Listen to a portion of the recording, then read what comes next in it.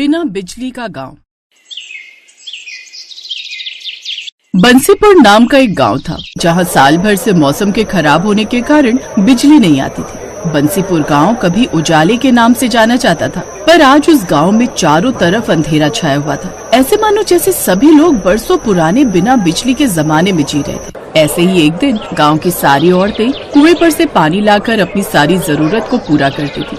ऐसे ही एक दिन आहा, थक गई रे, मैं तो साल भर से इस कुएं से पानी खींचते हुए परेशान हो गई। अब ना खींचता मुझसे इस कुएं से पानी, मेरे तो कमर में दर्द रहने लगा। अब दर्द हो या कुछ भी हो बहन, घर के काम तो सारे करने ही पड़ेंगे। ये भी कुआं है जिसको एक साल पहले कोई देखता तक नहीं था, और आज देख लो इस कुएं की कितनी अहमियत है। सही कह रही हूँ बहन, जब से गांव की बिजली गई है इस कुएं ने अपनी अहमियत बता दी है, और बिजली न आने से सारी बिजली से चलने वाली चीज बंद पड़ी है। बस काम में आ रहा है तो बस ये कुआं। काश उस दिन गांव में वो तेज तूफान और आंधी ना आई होती जिस वजह से तार टूटकर बिजली का ट्रांसफार्मर ना पुकता, तो आज हमारे गांव में भी बिजली होती। ऐसे सब मिलकर अपने बिना बिजली वाले गांव की दुख दर्द पीड़ा एक दूसरे को सुनाने लगती हैं, और कुछ देर बाद सब अपने घर चली जाती हैं। एक दिन नंदिनी कुएं से पानी लाकर घर पर कपड़े धो रही थी, तभी खुद से कहती है, हे भगवान, इस गर्मी में तो पूरे शरीर का पानी ही निचोड़ जाता है। पहले कुएं से पानी खींच कर लाओ और फिर हाथ से कपड़े धो। क्या फायदा दहेज में वॉशिंग मशीन मिलने का, इसको तो अब मैं बेच ही दूंगी। ऐसे ही एक दिन अंजना गर्मी में हाथ के पंखे से हवा कर रही थी, तभी अंजना अपनी सास से कहती है, आहा, गर्मी, किस काम का एसी जब देखो बंद पड़ा रहता है। इसे उतरवा कर बिकवा देना बहू, बिना बिजली के गांव में इस एसी का कोई मोल नहीं है। ऐसे ही एक दिन शाम होते ही सारे गांव में गुप्त अंधेरा छा गया था, और गांव के सभी आदमी शाम को दिन ढलने से पहले ही काम पर से अपने अपने घर वापस से आ जाते हैं, क्योंकि पूरे गांव में लाइट न होने की वजह से पूरे गांव में घुप अंधेरा हो जाता है, जिससे पास खड़ा इंसान भी नहीं दिखता था। तभी रात को सुनील अपनी पत्नी से कहता है, माला, अब अंधेरा काफी हो गया और पास के सभी लोगों के भी दरवाजे बंद हो गए। तुम भी घर का दरवाजा लगा दो, मैं ऊपर छत पर बिस्तर कर लेता हूँ। अंधेरा होते ही सभी गांव के लोग अपने अपने घर के दरवाजे लगा लेते थे, और माला भी अपने घर का दरवाजा लगाकर मोमबत्ती के उजाले में छत पर चली जाती है, फिर बिस्तर पर जाकर लेट जाती है।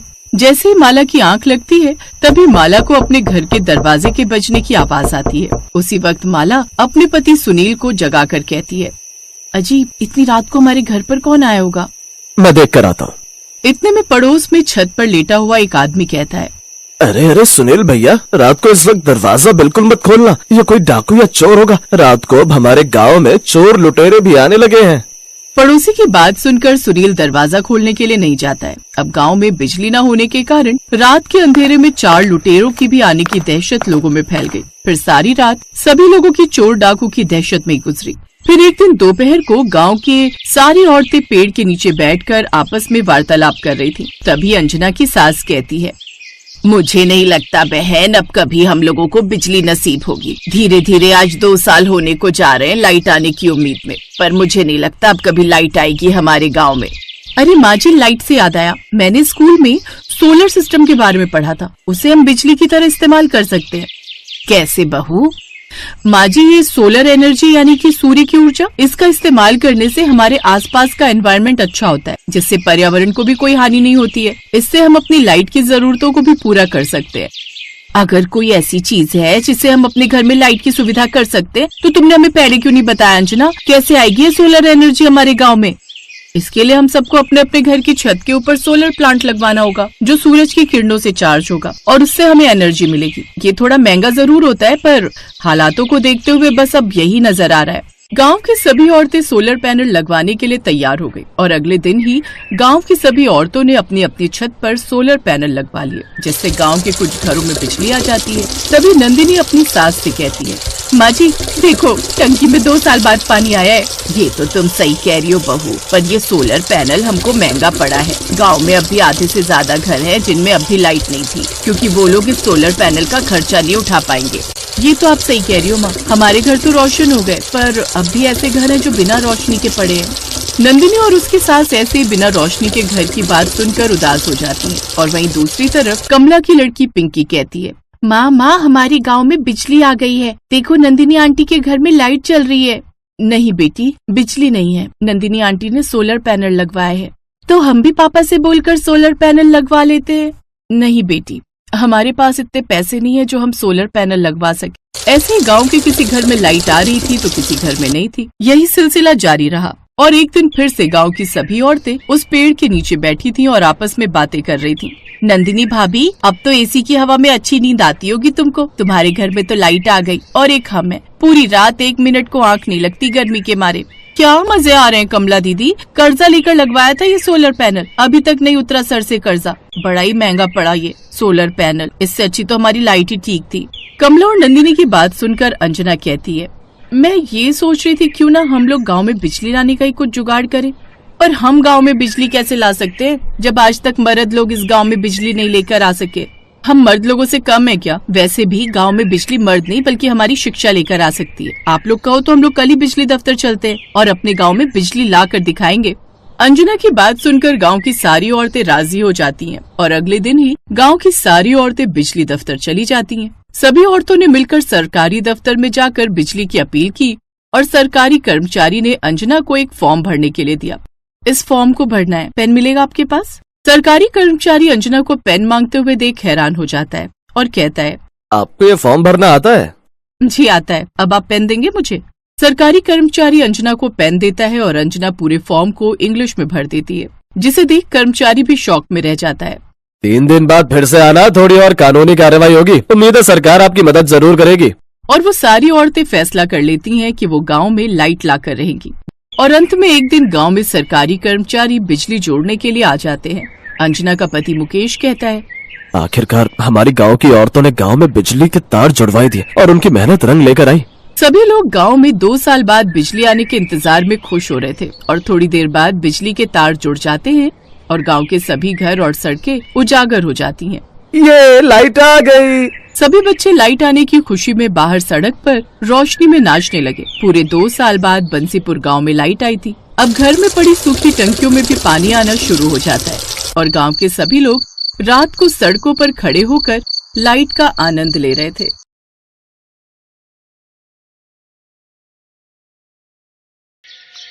माँ जी, मैं जल्दी से कपड़े धोकर आ जाती हूँ, नहीं तो भीड़ लग जाएगी नल पर। बहू भरी गर्मी में कहाँ जाएगी कपड़े धोने? मुझे तो डर है कहीं तू बीमार न पड़ जाए। माँ जी आप जाने दो मुझे कपड़े धोने, नहीं तो फिर शांति आंटी की बहू पूरे कुनबे के कपड़े लेकर धोने बैठ जाएगी, जिससे शाम तक नंबर नहीं आएगा। ठीक है तेरी मर्जी, चली जा कपड़े धोने। रीता कपड़े लेकर नल पर धोने चली जाती है। ये कहानी है एक गरीब परिवार की जो जौनपुर गांव में रहता था। उस गांव में बिजली आने का कोई साधन नहीं था। उस परिवार में एक सास और उसकी एक बहू, एक बेटी और 2 बेटे रहते थे। बड़ा वाला बेटा उमेश गांव में रहता था, जो मेहनत मजदूरी करके अपना घर चलाता था, और दूसरा बेटा सौरभ शहर में रहता था और एक रोज वो शहर की लड़की से ही शादी कर लेता है। शादी के बाद अपने गांव में कुछ दिनों के लिए रहने आता है और जैसे ही उसकी सास अपनी छोटी बहू को देखती है, उसको घर के बाहर ही रोक देती है। ये लड़की अंदर नहीं जाएगी। पर माँ क्यों? ये बहू है आपकी। तुमने शादी करने से पहले अपनी माँ को एक बार भी बताना जरूरी नहीं समझा। माना माँ मेरी गलती है, पर मुझे माफ कर दो।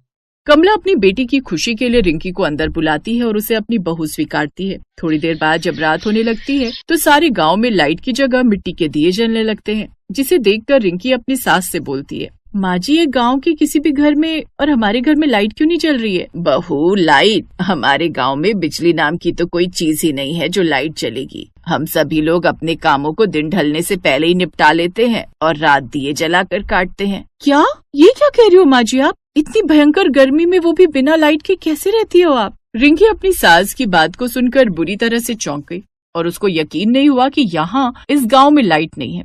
फिर आधी रात को रिंकी अपने पति को जगाती है। ये कहाँ लेकर आ गए हो तुम मुझे? मैं चैन की सांस भी नहीं ले पा रही हूँ। पता भी है कितनी गर्मी लग रही है। अरे यार रिंकी सो जाओ, ये कोई समय उठाने का? आँख बंद करके सो जाओ, नींद आ जाएगी। सौरभ ऐसे बोलकर सो जाता है और रिंकी सारी रात करवट बदलती रही और पूरी रात गर्मी की वजह से सो नहीं पाई। पूरा घर कैसे खर्राटे मारकर सो रहा है भरी गर्मी में। इंसान ही है ना ये सब। हे भगवान, तुमने मुझे कहाँ लाकर पटक दिया। फिर अगले दिन वो अपनी सास से कहती है, माँ जी मैं सारी रात नहीं सो पाई हूँ इस गर्मी में, अब तो नहाकर ही ठंडक मिलेगी मुझे। माँ जी पानी कहाँ पर रखा है? नहाने जाना है मुझे। छोटी बहू अगर तुमको नहाना है तो हैंडपंप के नल से पानी खींच कर ले आओ और नहा लो। अपनी ननद के साथ चली जाओ, हम सब भी ऐसे ही नहाते हैं। ये सुनकर रिंकी हैरान हो जाती है और मन ही मन कहती है, हे भगवान, ये कहाँ आकर फंस गई मैं। यहाँ से अच्छा तो मेरा शहर था जहाँ शावर खोलो और जितना मन करे नहाओ। थोड़ी देर बाद रिंकी नल से पानी भर कर लाती और तब आकर नहाती है। ऐसे धीरे धीरे रिंकी को गांव में आए हुए 3 दिन बीत गए। एक दिन रिंकी की जेठानी रीता खाना बना रही होती है और रिंकी से कहती है, सुनो देवरानी जी, जरा ये मसाला पीस कर देना। हाँ जेठानी जी, क्यों नहीं, मिक्सी कहाँ पर है? अरे देवरानी जी, आप भी कैसी बात करती हैं? हम लोग तो सिलबट्टे पर मसाला पीसते हैं। ये क्या होता है जेठानी जी? ये बिना लाइट के चलने वाला जुगाड़ है देवरानी जी। इस सिलबट्टे पर पिसे मसाले की सब्जी भी एकदम दमदार बनती है। जब रिंकी रीता को मसाले पीसते हुए देखती है कि क्या आफत है, पत्थरों से मसाले पीसते हैं यहाँ के लोग, छी, अभी तो पता नहीं क्या क्या देखने को मिलेगा। एक रात रिंकी के पेट में अचानक दर्द हुआ जिससे उसे पोटी आने लगी, लेकिन घर में रात को पानी भी खत्म हो गया था और नल भी दूर था। माँ जी, मेरे पेट पे बहुत तेज दर्द हो रहा है और पानी भी नहीं है घर में। माँ जी कुछ करो जल्दी से। क्या माँ जी कर रही है? किसने बोला था रात को इतना ज्यादा खाने के लिए?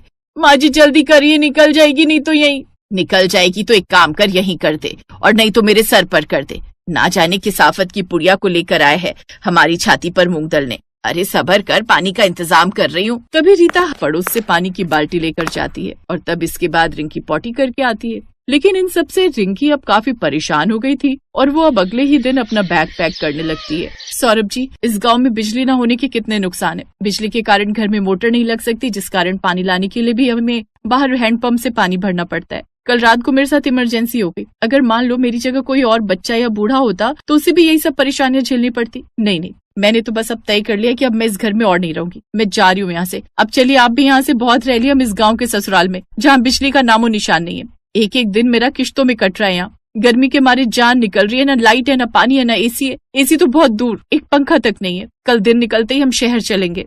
देखो रिंकी, यहाँ मेरे माँ बाबूजी हैं और मैं उनके पास कुछ दिनों के लिए रहने आया। तो मेरे लिए थोड़ा गर्मी बर्दाश्त नहीं कर सकती? अरे ये भी तो इंसान है। रह रहे ना, अगर मेरी खुशी के लिए कुछ दिन रह लोगी तो कोई पहाड़ नहीं टूट जाएगा। रिंकी पत्नी की खुशी के लिए गांव में बिना बिजली के रहना सीख जाती है और सबके साथ मिलजुल कर रहने लगती है। ऐसे ही एक हफ्ता गुजर जाता है और फिर एक दिन सुनीता, माँ जी देखो ना, मैंने कितने मन से पालक पनीर बनाया था, सब गर्मी के कारण खराब हो गया। काश भाभी हमारे गाँव में भी बिजली होती तो एक फ्रिज होता जिससे ये रोज रोज का नुकसान नहीं होता। बेटी, इस गांव में कभी भी बिजली नहीं आने वाली। पूरी जिंदगी निकाल दी मैंने अपनी ऐसे ही। वहीं खड़ी रिंकी अपने परिवार की परेशानी देख मन ही मन ठान लेती है कि अब इस गांव में वो बिजली लाकर ही रहेगी। माँ जी, अब इस गांव में बिजली की सुविधा ला कर रहूंगी, जिससे इस गांव को और हम लोगों को बिजली के कारण होने वाली सारी परेशानी से छुटकारा मिल जाएगा। बस बस रहने दे बहू, तू कितने बड़े बड़े गांव के मुखिया यहाँ बिजली ना ला सके, तू बिजली लाएगी यहाँ। माँ जी, मैं आपसे और सभी गाँव वालों से वादा करती हूँ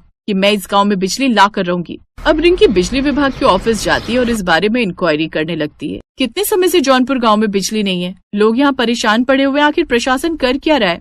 ए मैडम, प्रशासन जो मर्जी करे तो मैं इससे कहा, हमारी मर्जी नहीं देते उस गांव में बिजली, बोले क्या कर लोगी? बड़ी बदतमीज है आप। लेकिन डोंट वरी, मैं भी आपसे ऊपर के ऑफिसर के पास जाऊंगी, लेकिन जौनपुर गांव को बिजली दिलवा कर ही रहूंगी। ये कहकर रिंकी उस सरकारी दफ्तर से बाहर आने लगती है। तभी उसे वहाँ काम करने वाला गार्ड सबकी नजरों से बचते हुए बोलता है, रुकिए मैडम, जौनपुर गांव के लिए बिजली का प्रस्ताव तो सरकार की तरफ से कब का पास हो चुका है, लेकिन कुछ भ्रष्टाचारी अधिकारी हैं जो इस गांव में बिना कमीशन लिए बिजली पास ही नहीं कर रहे। पूरे 30 लाख की डिमांड है उनकी, और अब गांव के गरीब लोग इतना पैसा कहां से लाएं? लेकिन तुम्हें ये सब कैसे पता? क्योंकि मैं भी उसी गांव में रहता था, लेकिन बिजली न होने के कारण मेरे छोटे छोटे पोता पोती को काफी दिक्कत होने लगी थी, जिस कारण मुझे मजबूरी में वो गांव छोड़ना पड़ा। और यहाँ नौकरी करते हुए मुझे पता चला कि गांव तक बिजली न पहुंचने का असली कारण भ्रष्टाचारी लोग हैं। ओह, तो ये बात है। इसका मतलब भ्रष्टाचारी लोग जौनपुर गांव और बिजली के बीच रोड़ा बने हुए हैं। लेकिन अब मुझे उस रोड़े को बीच से हटाना ही होगा। आपको मेरा एक काम करना होगा। क्या आप मुझे उस अधिकारी से मिलवा सकते हैं? हाँ बिटिया, अपने गाँव की भलाई के लिए मैं कुछ भी करूँगा। रामदीन यानी कि वो गार्ड रिंकी को उस अधिकारी से मिलवा देता है। ओ, तो आप कानपुर गांव को बिजली दिलवाना चाहती हैं? ठीक है, मिल जाएगी, लेकिन इसके लिए आपको पूरे 30 लाख रुपए देने होंगे। बोलो, दे पाओगे इतनी कीमत? लेकिन ये तो साफ साफ तुम घूस मांग रहे हो। एक सरकारी अधिकारी को ये सब शोभा नहीं देता। ए ज्ञान की देवी, हमें तेरा ज्ञान नहीं सुनना। अगर देना ही चाहती है तो रिश्वत दो हमें, वो भी पूरे 30 लाख रुपए।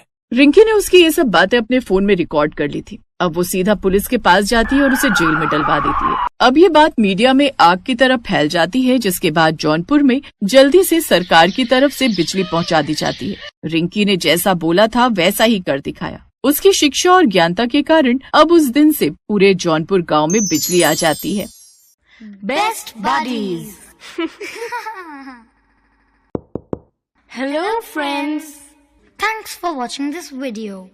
अगर आपको ये वीडियो पसंद आया है तो प्लीज लाइक, सब्सक्राइब, कमेंट्स करें इस वीडियो पर और हाँ, शेयर करना भी ना भूलें। और भी मजेदार वीडियो देखने के लिए नीचे दिए गए बेल आइकॉन को दबाएं। देखते रहिए बेस्ट बडीज।